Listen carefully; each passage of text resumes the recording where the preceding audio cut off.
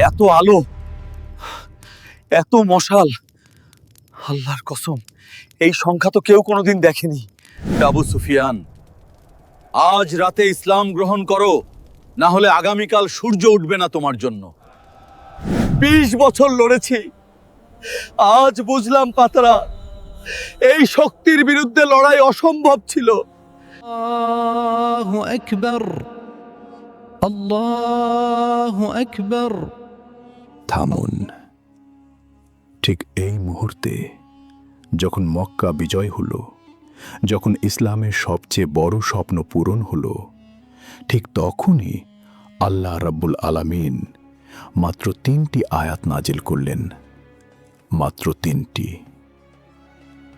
কিন্তু সেই 3 আয়াত শুনে আবু বকর সিদ্দিক রাদিয়াল্লাহু আনহু ফুঁপিয়ে কেঁদে উঠলেন।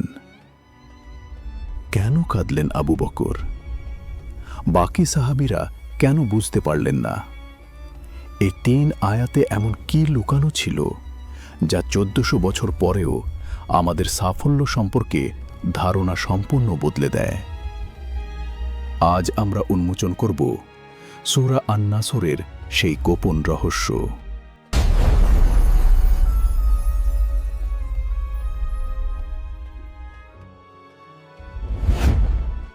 গল্পটা শুরু হয়েছিল একদম একা একটি মানুষকে দিয়ে। এমন একজন যাকে নিজের শহরের মানুষেরাই পাগল বলতো, যার মুখে পাথর মারা হতো, যার গলায় উটের নাড়ি ভুঁড়ি চাপিয়ে দেওয়া হতো সিজদারত অবস্থায়। কুরাইশের ক্ষমতাধরেরা ভেবেছিল এই আন্দোলন শেষ করা মামুলি ব্যাপার। তারা ঠাট্টা করত, হুমকি দিত, ষড়যন্ত্র করত। ইয়াতিম ছেলেটা আমাদের বাপ দাদার ধর্ম শেষ করবে? হ্যাঁ, হ্যাঁ। সারা আরব আমাদের পায়ে। টাকা দাও, ক্ষমতা দাও, সুন্দরী দাও, তো সব চুপ হয়ে যাবে। সবার একটা দাম আছে। কিন্তু তারা জানত না, তারা যাকে তাড়াচ্ছে আল্লাহ তাকে এমন এক পরিকল্পনা দিয়ে পাঠিয়েছেন যার সামনে সমস্ত কুরাইশি ষড়যন্ত্র মরুভূমির ধুলোর চেয়েও তুচ্ছ। বদর 300 জন দাঁড়ালেন হাজারের বিরুদ্ধে। উহুদ, রক্তে ভিজল পাহাড়ের মাটি। খন্দক, ক্ষুধার্ত পেটে পরীক্ষা খুললেন। হুদাইবিয়া, পৃথিবী বলল পরাজয়। আল্লাহ বললেন ফাতহুম মুবিন, সুস্পষ্ট বিজয়। 8ম হিজরি, মক্কা বিজয়ের রাত। মাররুজ জাহরান প্রান্তরে 10,000 মশাল জ্বলছে। আরবের ইতিহাসে এত বড় সেনাদল কেউ কোনোদিন দেখেনি। আর সেই রাতে একটি অসাধারণ ঘটনা ঘটল। আবু সুফিয়ান, থামো। আমি আব্বাস। আজ রাতে যদি ধরা পড়ো করতে, কেউ বাঁচাতে পারবে না। ইয়া আব্বাস, এই বিশাল বাহিনী, এত মশাল, কার, কোন রাজার সেনা দল এটা? এটা কোনো রাজার সেনা নয়, এটা আল্লাহর রাসূলের বাহিনী। মক্কার সময় শেষ আবু সুফিয়ান। আল্লাহর কসম, তার মর্যাদা কত বিশাল, তার রাজত্ব কত সুন্দর। পরদিন সকালে তিনি মক্কায় প্রবেশ করলেন। কিন্তু কিভাবে? কোনো বিজয়ের দম্ভ নিয়ে, কোনো সম্রাটের অহংকার নিয়ে না। তিনি এই উটের ওপরে এতটাই ঝুঁকেছিলেন, তার কপাল মোবারক প্রায় উটের পিঠ স্পর্শ করছিল। ফিসফিস করে তিনি বলছিলেন, সুবহানাল্লাহ, সুবহানাল্লাহ। বিজয় এসেছে, কিন্তু অহংকারের ছিটে ফোঁটাও ছিল না সেই মুবারক হৃদয়ে। আমরা শেষ। তার চাচা হামজাকে আমরা হত্যা করেছি, এখন প্রতিশোধ নেবেন। আমার ছেলে বদরে তাদের বিরুদ্ধে যুদ্ধ করেছিল, আজ আমাদের কি হবে? এবং এরপর যা ঘটল তা পৃথিবীর ইতিহাসে নজিরবিহীন। দলে দলে, আফওয়াজান আফওয়াজা মানুষ ইসলামে প্রবেশ করতে লাগল। যে মক্কা তাকে পাথর মেরেছিল, সেই মক্কা আজ তার পায়ে কাঁদছে। ঠিক এই মুহূর্তে আল্লাহ সুবহানাহু ওয়া তাআলা নাজিল করলেন সূরা আন-নাসর। إذا جاء نصر الله والفتح ورأيت الناس يدخلون في دين الله أفواجا فسبح بحمد ربك واستغفره إنه كان توابا। এখন আসুন আমরা একটু গোয়েন্দাগিরি করি, কারণ এই সূরা নিয়ে ইসলামের সবচেয়ে বড় আলেমদের মধ্যে একটি চাঞ্চল্যকর প্রশ্ন আছে। এই সূরা কি শুধুই একটি সুসংবাদ, নাকি এটি আসলে একটি বিদায় বার্তা? তদন্তের প্রথম সাক্ষী ইমাম ইবনে কাসির রাহিমাহুল্লাহ। তিনি তার বিখ্যাত তাফসিরে বলেন, এই সূরা নাজিল হওয়ার পর রাসূলুল্লাহ সাল্লাল্লাহু আলাইহি ওয়াসাল্লাম বুঝে গিয়েছিলেন তার পার্থিব মিশন সম্পন্ন হতে চলেছে। অর্থাৎ ইবনে কাসিরের মতে এটি ছিল একটি সুসংবাদের খোলসে, বিদায়ের ইশারা। দ্বিতীয় সাক্ষী আরও শক্তিশালী, ইবনে আব্বাস রাদিয়াল্লাহু আনহু, যাকে স্বয়ং রাসূলুল্লাহ সাল্লাল্লাহু আলাইহি ওয়াসাল্লাম কোরআনের তাফসির শিখিয়েছিলেন। তিনি বলেন, এই সূরা হল রাসূলুল্লাহ সাল্লাল্লাহু আলাইহি ওয়াসাল্লামের অফাতের ঘোষণাপত্র। আল্লাহ বলছেন, হে মুহাম্মদ, তোমার কাজ শেষ, এখন ঘরে ফেরার সময়। এবং এখানেই সবচেয়ে চমকপ্রদ ঘটনাটি ঘটে। একদিন ওমর ইবনুল খাত্তাব রাদিয়াল্লাহু আনহু একটি মজলিসে বয়স্ক সাহাবীদের পাশে তরুণ ইবনে আব্বাসকে বসালেন। বয়স্ক সাহাবীরা আপত্তি করলেন, ইয়া আমিরুল মুমিনিন, এই ছেলে তো আমাদের সন্তানদের বয়সী, ওকে কেন আমাদের মজলিসে? ইবনে আব্বাস, তুমি বলো, আথাশা আথনেন সূরা আন-নাসরের আসল অর্থ কি? এটি ছিল রাসূলুল্লাহের আজাল করাও, তার মৃত্যুর পূর্ব সংকেত। আল্লাহ তাকে জানিয়ে দিয়েছিলেন। আর তাই যেদিন এই সূরা নাজিল হল, বাকি সাহাবীরা খুশিতে তাকবীর দিলেন, কিন্তু আবু বকর সিদ্দিক তিনি কাঁদলেন, কারণ তিনি বুঝে গেছিলেন এই সূরা বিজয়ের সংবাদ নয়, এটি তার প্রিয়তম মানুষটির বিদায়ের চিঠি। এখন আসুন এই ৩ আয়াতের প্রতিটি শব্দ ভেঙে দেখি, কারণ আরবি ভাষার প্রতিটি শব্দ এখানে একটি মহাসাগরের সমান গভীর। প্রথম আয়াত, যা নাসরুল্লাহি ওয়াল ফাতহ। প্রথম শব্দ ইজা, বাংলায় আমরা অনুবাদ করি যখন, কিন্তু আরবি ভাষায় ইজা ব্যবহার করা হয় এমন কোনো ঘটনার জন্য যা নিশ্চিতভাবে ঘটবে, কোনো সন্দেহ নেই। আল্লাহ ইন যদি বলেননি, বলেছেন ইজা, যখন। অর্থাৎ এই বিজয় আসবেই। প্রশ্ন যদি আসে নয়, প্রশ্ন কখন আসে। এখন আসুন নাসর শব্দটিতে।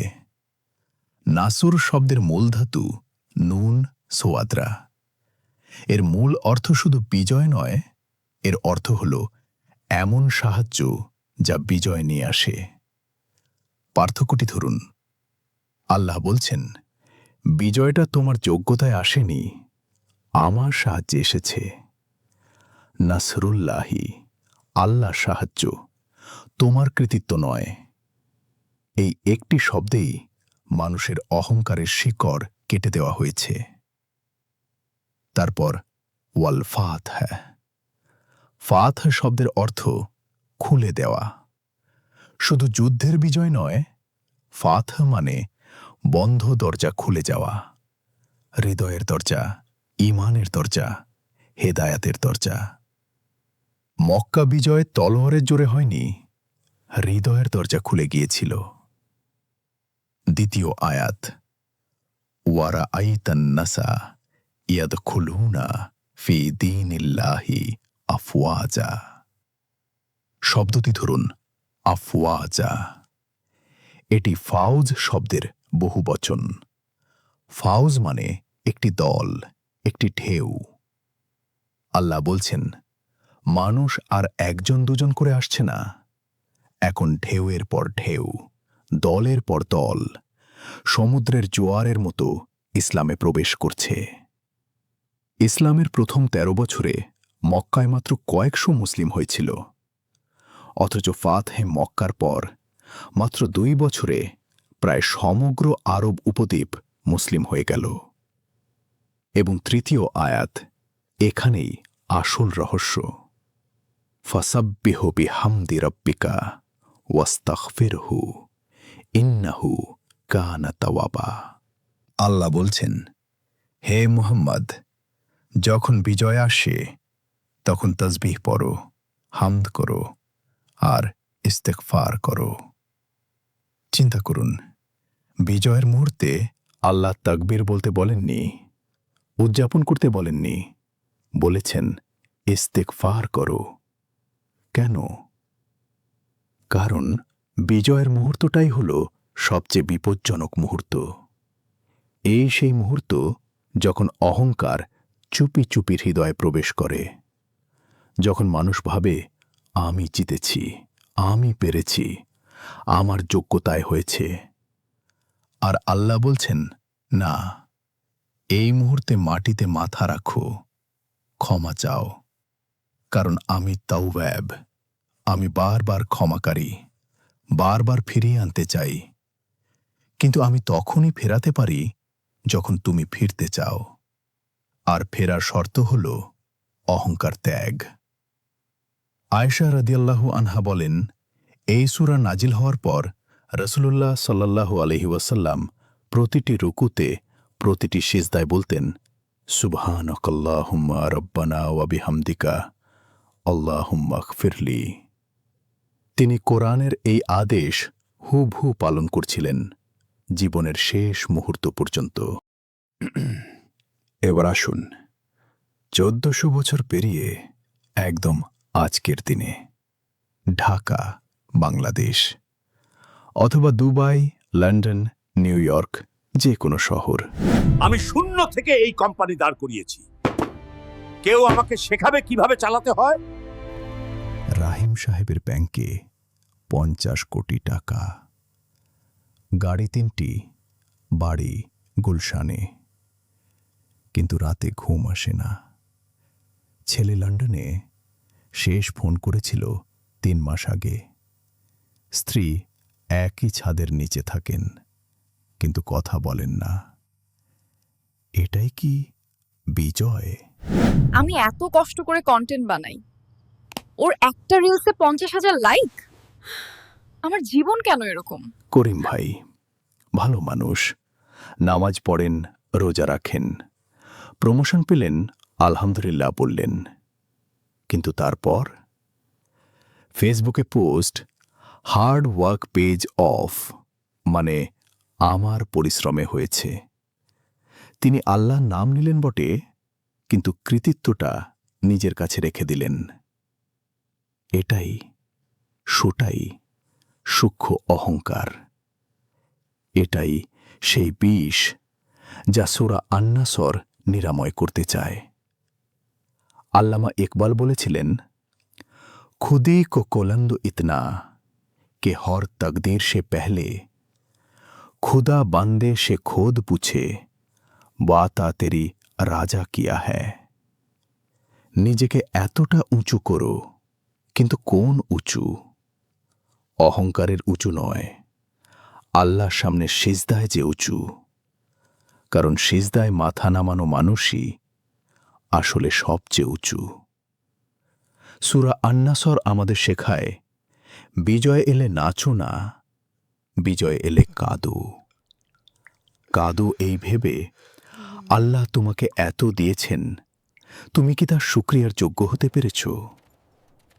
প্রতিটি সাফল্যের পর ফাসাব্বিহ বিহামদি রাব্বিকা ওয়াস্তাগফিরহু, তাসবিহ পড়ো, ক্ষমা চাও, কারণ তিনি তাওয়াব, তিনি বারবার ফিরিয়ে আনেন, কিন্তু শুধু তাদের যারা ফিরতে চায়। আপনি যদি এই মুহূর্তে ভিডিওটি দেখে থাকেন তাহলে আল্লাহ আপনাকে একটি সুযোগ দিচ্ছেন। আজ রাতে ঘুমানোর আগে শুধু 2টি কাজ করুন। 1. 2 রাকাত নামাজ পড়ুন। 2. সিজদায় গিয়ে বলুন, ইয়া আল্লাহ, আমাকে আমার সাফল্যের অহংকার থেকে বাঁচাও। ব্যাস, এটুকুই। আর যদি এই ভিডিও আপনার হৃদয়ে সামান্যতম নাড়া দিয়ে থাকে তাহলে এটি শেয়ার করুন। হয়তো আপনার শেয়ার করা ভিডিও দেখে কোনো একজন মানুষ যে আজ অহংকারে ডুবে আছে সে সিজদায় মাথা রাখবে, আর সেটা হবে আপনার জন্য সদকায়ে জারিয়া।